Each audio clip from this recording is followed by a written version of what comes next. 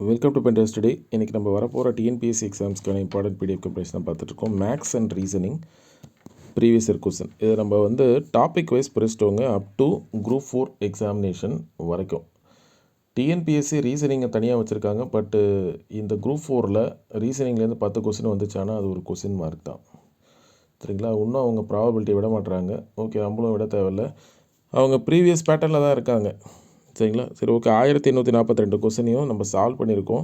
Go through பண்ணுங்கள். ரீசனிங்க்கு அதிகமாக தரவுகள் இல்லை. இது வரைக்கும் கேட்ட TNPSC reasoning questions plus TNUSRB plus TN போலீஸில் நடந்த சைக்காலஜி கொஸ்டின் போதும், மோர் தென் இனஃப். பட் இருந்தாலும் நீங்கள் ரீசனிங் இன்னும் கவர் பண்ணி தான் ஆகணும். ஏன்னா அது ஒரு சிலபஸாகவே டாபிக் வைஸ் குரூப் 2A மெயின்ஸில் இருக்குது. அதை பார்த்துட்டு அதையும் பார்த்துக்குங்க. அது ஏன்னா குரூப் 2A மெயின்ஸ்க்கும் உங்களுக்கு ஹெல்ப்ஃபுல்லாக இருக்கும். சரிங்களாங்க? இதை தவிர்த்து பொதுத்தமிழ் அண்ட் ஜென்ரல் இங்கிலீஷ் ரொம்ப ரொம்ப முக்கியம். பொதுத்தமிழ் ப்ரீவியஸ் இயர் கொஸ்டின் இதுவும் டாபிக் வைஸ் நம்ம பிரிச்சிட்டோம். ஒவ்வொரு அழகாக எடுத்து ஒவ்வொரு அழகுக்குள்ளே இருக்க சப் டாபிக்ஸையும் நம்ம கான்சன்ட்ரேட் பண்ணியிருக்கோம். கீழே அந்த அழகு 7க்கான சப் டாபிக்ஸ் எப்படி நான் போட்டிருக்கேன் பாருங்கள், பேஜ் நம்பர்ஸோட. அது உங்களுக்கு மார்க் பூஸ்டப் பண்ணுறதுக்கு ரொம்ப ஹெல்ப்ஃபுல்லாக இருக்கும்.